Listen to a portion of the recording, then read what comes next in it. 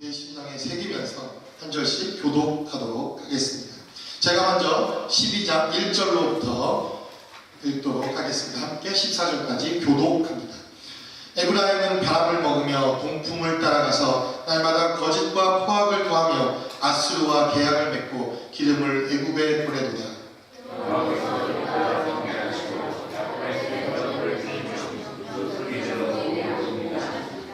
야곱은 태에서 그 형의 발 뒤꿈치를 잡았고 또 작년에 하나님과 힘을 겨루되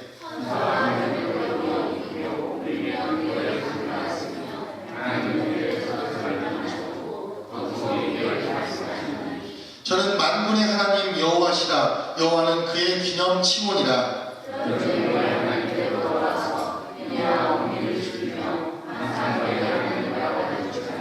저는 상구연을 손에 거짓 저울을 가지고 사치하기를 좋아하는도다.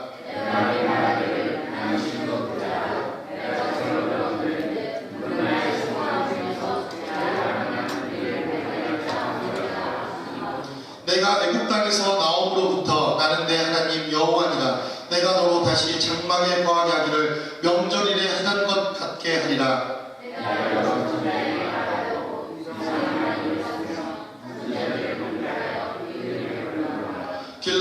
길앗은 불의한 것이냐? 저희는 과연 거짓되도다. 길갈에서는 무리가 술송아지로 제사를 드리며 그 제단은 바디랑에 쌓인 돌 무더기 같도다.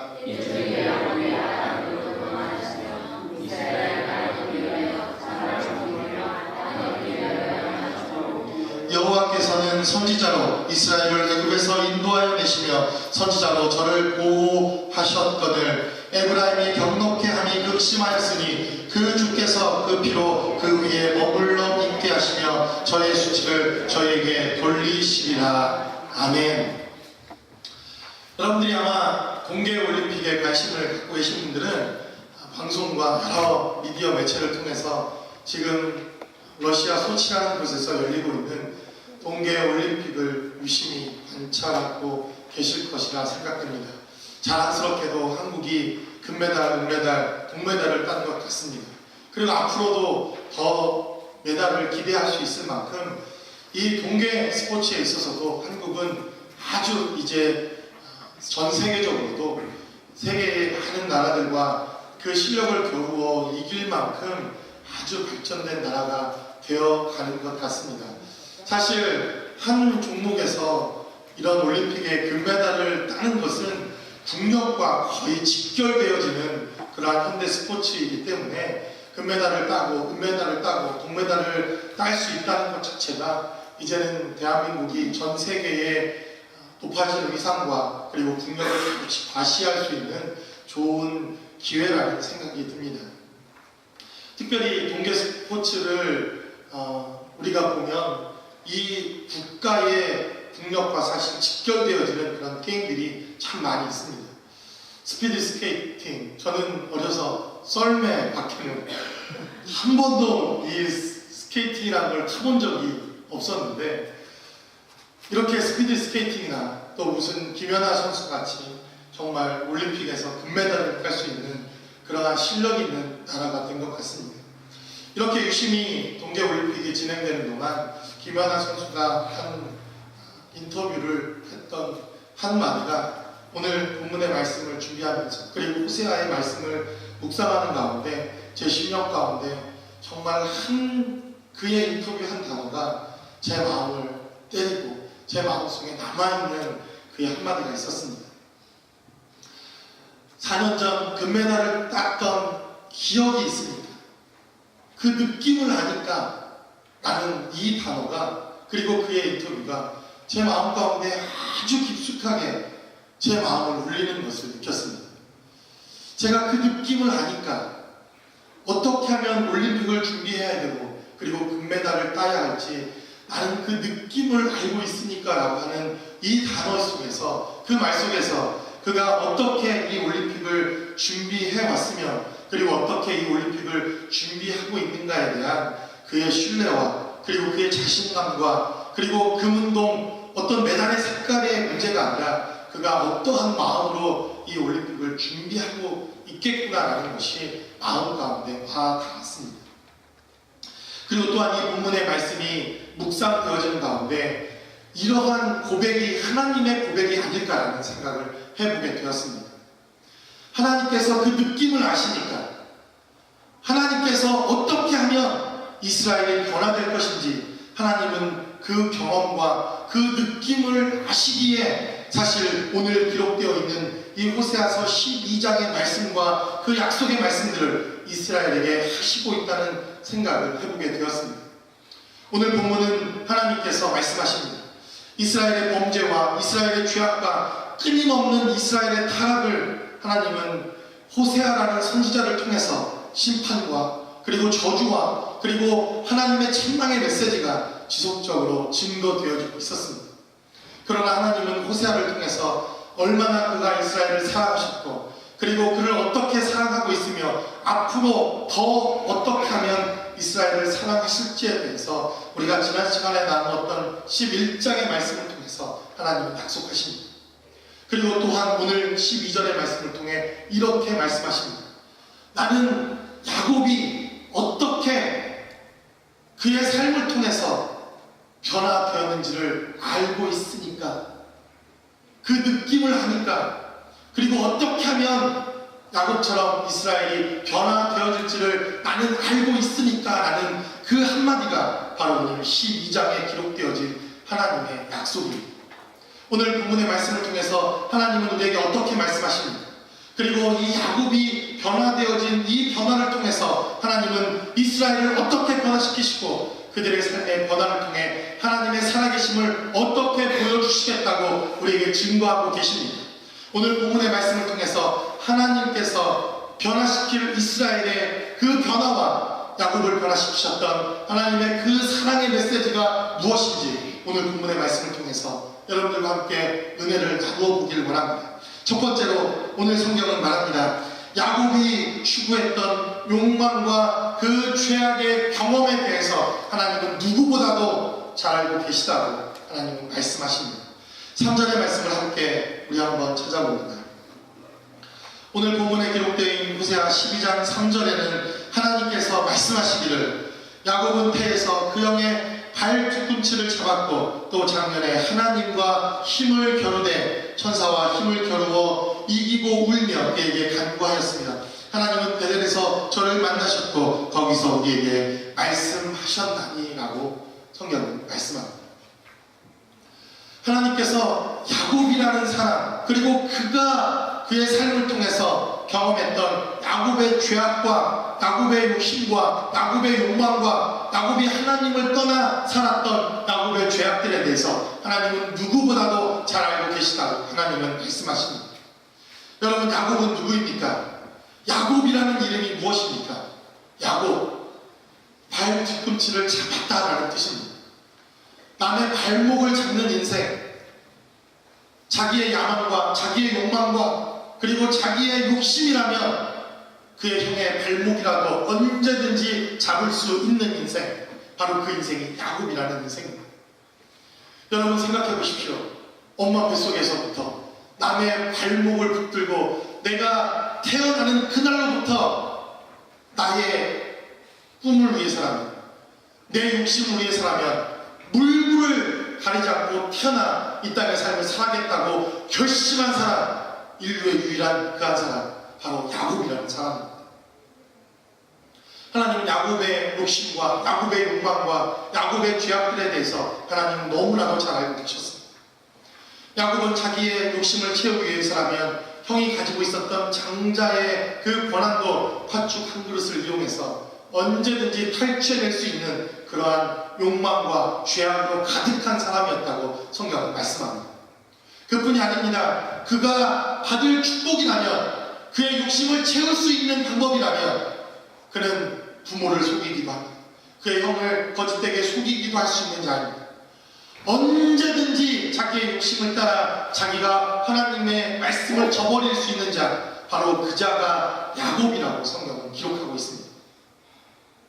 야곱처럼 이스라엘 역시도 동일하게 하나님이 주신 말씀을 언제든지 저버릴 수 있는 자입니다.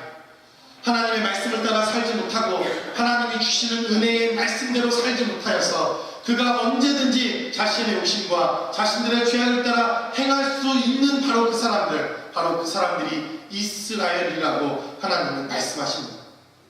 그 느낌을 아니까, 야곱이 어떻게 범죄한 사실을 하나님은 아시니까 라고 하나님은 오늘 본문의 말씀을 통해서 증거하고 계십니다. 오늘 1절의 말씀을 한번 봅니다. 1절의 말씀은 에브라임은 바람을 먹으며 동풍을 따라가서 날마다 거짓과 포악을 더하며 아수르와 계약을 맺고 기름을 애굽에 보내구나 하라고 이스라엘의 죄악에 대해서 하나님은 말씀하십니다. 여러분, 오늘 보면 에브라임이 바람을 먹었다라는 아주 재미난 표현이 있습니다. 한마디로 바람이 났다는 겁니다. 저도 예전에 한국에 있을 때 4월만 되면 봄바람이 살랑살랑 불고 마음에 신나는 마음이 들면서 왜 나는 애인이 없을까? 왜 나는 여자친구가 없을까? 나도 여자친구가 있었으면 좋겠다. 이렇게 봄바람이 살살 들기 시작합니다. 수업도 빼먹고 벚꽃이 흐드러지게 피어있는 그 나무 아래에서 내 인생은 왜 이렇게 처량하고 한심한가, 이렇게 봄바람이 살랑살랑 부리던 때가 있었습니다.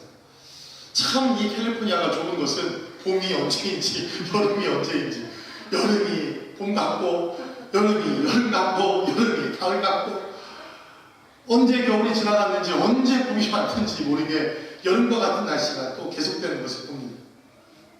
성경도 참 재미나게 이 이스라엘의 죄악과 이스라엘의 범죄에 대해서 하나님 말씀하십니다. 저들이 바람을 먹는 자처럼, 뜬구름을 잡는 자처럼, 그들이 하나님의 말씀을 따라 행하지 못하고 허송세월을 하는 자들처럼 살아가고 있다는 것을 표현하기를 바람을 먹으며 동풍을 따라가는 자들이라고 하나님은 이스라엘에 대해서 표현하십니다. 우리가 다음 주에 호세아서 13장의 말씀을 또 우리가 나누게 될 터인데, 호세아서 13장 15절에는 이 동풍에 대해서 이렇게 정의를 합니다. 여러분들이 성경의 호세아서 13장 15절의 말씀을 한번 찾아보시기 바랍니다. 하나님은 15절 말씀을 통해서 말씀하시기를 저가 비록 형제 중에 결실하나 동풍이 오리니 곧 광야에서 일어나는 여호와의 바람이라 그 근원이 마르며 그 샘이 마르고 그 적축한 바 모든 보배의 그릇이 약탈되리로다 라고 말씀하십니다. 여러분, 이 동풍은 무엇입니까? 이 이스라엘과 중동 지방에서 동쪽으로부터 불어오던 모래 사막 바람을 의미하는 것입니다. 이 바람이 불어서 그나마 있었던 모든 풀들과 그리고 이스라엘이 수확할 수 있었던 모든 식물을 메말라 완전히 멸망시키게 하는 것, 바로 그 동풍을 따라 하나님이 주시는 말씀을 저버린 이스라엘들이 스스로 멸망을 자초하는 삶, 그러한 삶을 살고 있다고 성경은 1절 말씀을 통해서 증거하십니다. 그러나 하나님께서는 이미 야곱이라는 이 사람을 통해서 전혀 변화될 수 없는, 그리고 변화될 수도 없을 것 같은 이 야곱의 삶을 통해 하나님께서 그를 어떻게 변화시키셨고, 그 변화를 통하여 이제 이스라엘이 어떻게 변화되어야 할 것인지에 대해서 하나님은 이미 알고 계시다고 말씀하고 계십니다. 그러므로 하나님 말씀하십니다. 내가 이스라엘을 포기하지 않겠다. 내가 이스라엘이 지금은 범죄한 가운데 있지만 그는 반드시 돌아올 것이라는 하나님의 사랑의 고백이 바로 오늘 본문에 약속되어진 하나님의 약속인 것입니다. 그러므로 여러분들의 주변을 살펴보십시오. 정말 기도 변화될 것 같지 않은 그 한 사람이 떠오르지 않습니까? 여러분들의 가족 중에, 여러분들의 주변의 사람들 중에, 내가 지금 몇십 년 동안 전도하는 사람들 중에. 그러나 하나님은 말씀하십니다. 내가 야곱을 기억하니, 내가 이스라엘을 기억하니, 아니, 하나님께서 저와 여러분들을 보시니 이 땅에 그 누구도 변화되지 않을 사람이 없다는 것입니다. 그러므로 여러분, 기대하십시오. 하나님을 기대하십시오. 하나님을 의지하십시오. 변화될 수 없을 것 같은 이 야곱도 변화시키셨던 하나님의 그 은혜를 여러분들이 기억한다면 이 땅에 변화되어지지 않을 인생이 없다고 하나님은 약속하십니다. 이 약속을 붙드는 저와 여러분들이 되시기를 주의 이름으로 간절히 축원합니다. 두 번째로 성경은 우리에게 말씀합니다. 야곱의 회심의 경험, 그리고 그가 어떻게 하나님으로부터 돌아온 그 경험을 하나님이 알고 계시기에 이스라엘이 반드시 하나님 앞에 돌아올 것이라는 것입니다. 4절 말씀을 우리 한번 봅니다. 천사와 힘을 겨루어 이기고 울며 그에게 간구하였으며 하나님은 베델에서 저를 만나셨고 거기서 우리에게 말씀하셨다라고 하나님은 우리에게 약속하십니다. 야곱이 천사와 힘을 겨루어 이기며 울며 하나님께 돌아왔다고 하나님은 야곱을 추억하면서 이렇게 말씀하십니다. 야곱은 자신의 욕망을 따라 거부가 되었습니다. 그가 비록 형을 속이고 아비를 속이고 하나님의 약속의 땅 가나안 땅을 벗어나 갈대아 우르 땅으로 그가 정착하여 살아갔지만 그곳에서 그보다 훨씬 더 악랄하고 악독한 사기꾼 라반이라는 사람을 만납니다. 하나님이 방법이 얼마나 재밌는지 야곱과 같은 이 사기꾼이 자기보다 10배 이상이나 되는 고단수의 라반이라는 사람을 만나 약 14년 동안을 그가 노력봉사하는 더 모자라 6년이라는 세월을 더 그곳에서 사기꾼처럼 그 노예 생활을 하다가 20년 만에 결국엔 거부가 되어 돌아옵니다. 요즘 대한민국에서 무슨 노예, 성노예 뭐 이런 일들 때문에 아주 사회적으로 떠들썩한 것처럼 보여지는데 사실 이 야곱은 노예 아닌 노예, 정말 노예 신분으로 팔려간 것도 아닌데 단지 속아서 노예 생활을 20년 동안이나 하게 되는 엄청난 세월을 그는 보내고 난 이후에 거부가 되어 돌아오게 됩니다. 야곱의 마음 가운데는 이런 마음이 있었을 것입니다. 내가 이제 거부가 되어서 금이 환영하여 나의 부모가 계신 가나안 그 땅에 가서 정말 내가 어떻게 출세했고 그리고 어떻게 돈을 벌었으며 내가 어떻게 사회적으로 성공했는가를 보여주는 당당한 인생이 되자 어쩌면 그는 그런 마음으로 그의 고향 땅으로 돌아가기 시작했는가 합니다. 그러나 야곱이 잊고 있었던 한 가지 사실이 있었습니다. 누구입니까? 철천지 원수같이 야곱이 돌아오기만을 하루도 잊지 않고 칼을 갈고 있는 에서라는 존재가 가나안 땅에 기다리고 있었다는 사실입니다. 20년이라는 세월이 지났다면 그 원수진 사건도 이제는 무디어질 만도 할 텐데 에서는 단 하루도 잊지 않고 야곱을 향한 그 철천지 원수에 대한 그 마음을 그 마음속에 칼을 갈고 있었습니다. 여러분 생각해 보십시오. 20년이라는 세월이라면 이제 원수도 다 용서하고 그리고 원수진 모든 것들도 이제는 용서하고도 남을 만한 그런 세월입니다. 옛 어른의 말도 기쁨은 바위에 새기고 은혜는 바위에 새기고 원수는 물에 새기라 이런 말이 있을 정도로 세월이 지나 그 정도의 시간이 흘렀다면 쌓였던 원한과 쌓였던 분도 이제는 풀어질 때가 되었으련만 에서는 여전히 칼을 갈고 있었습니다. 돌아오기만 하면 내가 반드시 저 야곱 가만두지 않는다. 그 자리에서 죽여버리리라 이렇게 칼을 갈고 있는 에서에게 돌아오고 있는 야곱이 약삭빠르게도 에서가 대군대를 거느리고 자기를 죽이러 온다는 소식을 그는 듣게 됩니다. 야곱의 꾀와 야곱의 실력과 그가 가지고 있었던 하나님을 신뢰하지 못하는 방법으로 그는 이 야곱강에서 아주 비열한 꾀를 그는 한 가지 냅니다. 자기가 가장 사랑하지 않는 아들 그리고 부인을 먼저 에서에게 보냅니다. 그 이유를 알겠죠? 그 아들과 그 와이프를 죽여버리면 자기가 조금 더 사랑하는 아내와 자녀들을 데리고 도망가려는 심산입니다. 아무런 소식이 없자 자기가 조금 더 덜 사랑하는 아내를 또 보냅니다. 그 부인과 그 자식들은 얼마나 마음의 상처가 되겠습니까? 아비라면 자기가 먼저 떳떳이 나가서 형에게 용서를 구하고 잘못을 구하는 것이 마땅할 터인데 그리고 자기가 조금 더 덜 사랑하는 아내를 보냅니다. 할 수 없었던지 마지막 자기가 가장 사랑했던 요셉과 그 와이프를 맨 마지막에 그는 보내며 그 자리에 함께 따라간 것이 아니라 그는 약복강을 건너지 않고 그 상황을 바라봅니다. 요셉마저도 그리고 자기가 사랑하는 아내마저도 에서의 손에 의해 죽임을 당하게 되면 그는 다시 도망가서 나 혼자만이라도 살겠다는 이러한 꼼수를 그는 부립니다.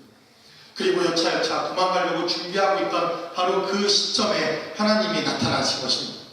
천사를 통하여 하나님께서 그 자리에서 나타나셨다고 성경은 기록되어 있습니다. 그리고 야곱이 도망가지 못하도록 하나님께서 야곱의 허리춤을 붙잡으십니다. 그는 동이 트기까지 혹시 이 천사가 에서가 보낸 첩자가 아닐까, 그는 아마 고심하는 마음으로 죽기 살기로 싸웠을 것입니다. 이렇게도 넘어뜨려보고 저렇게도 넘어뜨려보고 그와 죽기 살기로 싸우지만 그 어떤 방법으로도 이길 수 없었던 그 순간 하나님은 야곱을 완전히 꺾어뜨리십니다. 그의 환도뼈를 꺾어뜨려서 그가 완전히 불구의 몸이 되어서 더 이상 도망갈 수 없는 처지로 만드십니다. 어떤 많은 목사님들은 야곱이 야곱강에서 밤새 기도했다고 하는데 사실 밤새 기도하기는커녕 단 한 시간도 1분도 기도했다는 흔적이 기록되어 있지 않습니다. 그렇게 하나님께 두들겨 맞은 야곱, 그리고 그가 환도뼈를 절어서 도망갈 수 없는 상황이 되어서야 그는 하나님께 기도하기 시작합니다. 나를 축복하소서, 나를 살려주소서, 내가 죽게 되었습니다. 나를 축복하지 않고서는 내가 결단코 그냥 보내지 않겠습니다 라고 이렇게 그는 고백합니다. 그때 하나님께서 야곱에게 말씀하시기를, 분명히 싸움에서 이기셨지만 그는 이렇게 말합니다. 내가 졌다. 여러분, 그 싸움 얼마나 이상한 싸움입니까? 주님이 이기셨습니다. 그 뼈를 완전히 부러뜨려서 더 이상 자신의 꾀와 자신의 힘과 자신의 능력으로 살아갈 수 없도록 하나님이 이기셨음에도 불구하고 하나님의 선언은 내가 졌다라고 선언하십니다. 그리고는 하나님께서 너를 이제 야곱이라 하지 않고 너를 이스라엘이라 하리라. 앞으로 너는 이스라엘이 될지라 라고 말씀하십니다. 하나님은 이 야곱을 추억하시면서 이렇게 하지 않으면, 그의 뼈를 꺾지 않으면 그가 하나님 앞에 돌아올 수 없다는 사실을 하나님은 너무나도 잘 알고 계셨습니다.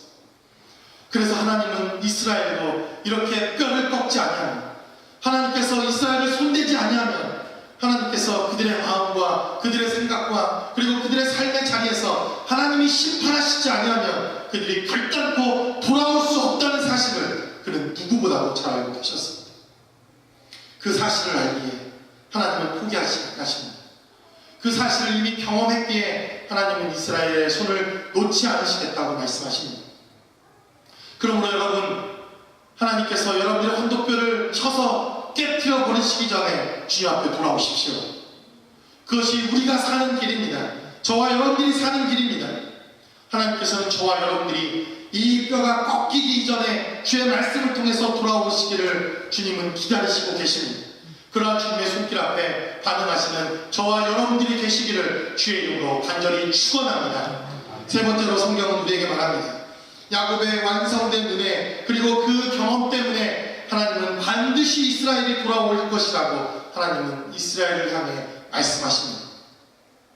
4절과 5절과 6절 말씀을 통해서 하나님은 말씀하십니다. 천사와 힘을 겨루어 이기고 울며 그에게 간구하였으며 하나님은 베델에서 저를 만나셨고 거기서 우리에게 말씀하셨나니 저는 만군의 하나님 여호와시라. 여호와는 그의 기념 칭호니라. 그런즉 너의 하나님께로 돌아와서 인애와 공의를 지키며 항상 너의 하나님을 바라볼지니라 라고 하나님은 말씀하십니다. 여러분, 하나님께서 이스라엘 백성을 향해서 그리고 야곱을 통하여 하나님은 완성된 이스라엘, 그리고 완전히 변화되어질 야곱에 대한 추억을 하나님은 갖고 계시다고 말씀하십니다. 4절 말씀을 통해 하나님은 베델에서 저를 만나셨고 거기서 우리에게 말씀하셨다라고 성경은 기록합니다. 여러분, 우리가 야곱이라는 사람을 기억하면서 하나님께서 이 야곱을 만나주셨던 베델이라는 이 지명에 우리가 한번 주목해야 할 필요가 있습니다. 야곱이 베델이라는 지명에서 하나님을 만난 사건은 성경에 2번 등장을 합니다. 그가 형의 장자권을 탈취하고 그리고 형이 받아야 할 축복을 도적질하여 가나안을 도망가 그가 메소포타미아 땅으로 도망치던 바로 그날 밤 그는 이 베델이라는 장소에서 유숙을 하게 됩니다. 그 유숙하는 가운데 하나님께서 이 야곱이라는 사람에게 나타나 환상과 꿈과 하나님의 인재를 보여주시고, 그리고 그가 돌베개 했던 그곳에 길을 부으시고 그곳을 베델, 하나님의 집이다라고 말씀하십니다. 그러나 오늘 기록되어 있는 이 베델의 사건은 그 사건이 아닙니다. 오늘 기록되어 있는 이 본문의 사건은 약복강에서 그가 하나님을 만나고 이스라엘이라는 그 칭호를 받고 그의 삶이 변화되어 하나님을 만나고 난 이후에 기록되어진 사건에 그가 만났던 베델이라는 사건을 성경은 기록하고 있습니다. 어떤 사건이 성경에 기록되어져 있습니까? 그가 약복강에서 하나님을 경험하고 하나님의 살아계심을 만났지만 그는 즉시로 변화되어진 삶을 살지 못합니다. 왜 우리가 그렇게 단정 지을 수 있습니까? 그는 그 길로 하나님의 약속하신 가나안 땅으로 들어가지 않습니다. 그는 가나안 땅으로 들어가지 않고 세겜이라고 하는 땅으로 몰래 숨어 들어갑니다. 그가 약복강에서 하나님의 보호하심을 경험하고 그가 약복강에서 하나님을 만나는 경험이 있었지만 그는 즉시로 그의 아버지가 있었던 가나안 땅, 그리고 아버지가 있었던 헤브론 땅으로 가지 않고 그는 세겜이라는 곳에 몰래 숨어 들어갑니다. 왜 그렇습니까? 아직도 에서를 두려워하고 아직도 자신의 꾀와 자신의 의가 아직도 남아있기 때문입니다. 그렇게 야곱의 꾀와 야곱의 계획은 성공하는 것처럼 보였습니다. 그가 세겜 땅에 잘 정착하였고 그의 가족들도 안정적으로 세겜 땅에 잘 정착하는 것처럼 보여졌습니다. 그러나 어느 날 그의 딸이었던 디나가 세겜의 족장의 아들이었던 세겜이라는 사람에게 성폭행을 당하게 됩니다. 이러한 가정의 비극을 통해서 여기에 그친 것이 아니라 레위와 시므온은 그 세겜 족속들과 할례의 언약을 맺습니다. 너희가 할례를 받기만 하면 우리와 형제 자매로 가족으로 우리가 인정하겠다. 그러나 레위와 시므온은 할례를 받았던 이 이스라엘의 이 약속의 언약을 저버리고 세겜 사람들을 완전히 그 자리에서 죽여버리는 그러한 비극이 세겜 땅에서 일어나게 됩니다. 여러분 생각해 보십시오. 겨우 12아들, 아직 장성하지 못한 많은 자식들이 있는 이 야곱의 가정과 한 부족과 민족을 이루고 있는 세겜과의 싸움이라면 야곱은 당연히 질 수밖에 없는 상황입니다. 그 현장에서 야곱은 이렇게 고백합니다. 너희가 이 지역에서 냄새를 피웠으므로 이제 우리가 죽게 되었도다. 그는 숨어있고 싶었습니다. 세겜 땅에서 조용히 살아가고 싶었습니다. 그 땅에 정착하여 하나님의 말씀과 하나님의 계획은 나와 상관없어도 상관없는 삶을 그는 살고 싶었습니다. 그러나 세겜 땅에 이제 냄새가 나서 그들이 이 땅에 정착하고 있다는 이 삶의 모양들이 이제 모든 세겜 땅에 알려짐으로 그는 이제 죽음이라는 위기를 맞이하게 됩니다. 바로 그 순간 하나님의 음성이 야곱에게 들려오기 시작합니다. 내가 베델로 올라가는 것입니다. 베델로 가라는 것입니다. 베델 땅으로 다시 올라가는 하나님의 음성이 바로 야곱에게 들려오기 시작합니다. 그리고는 그 음성을 듣기 시작한 야곱은 그의 가족들과 그리고 자신을 향하여 이렇게 선언합니다. 너희의 모든 우상을 버리라. 그리고 모든 죄악들을 버리라. 그리고 하나님을 의지해라. 그리고 우리는 베델로 올라가자. 그가 메소포타미아 그의 외삼촌 집에서 가지고 왔던 드라민과 여러 가지 우상들을 제하여 버리기 시작하고 그는 하나님만을 의지하는 시간들을 갖기 시작합니다. 그것이 어디입니까?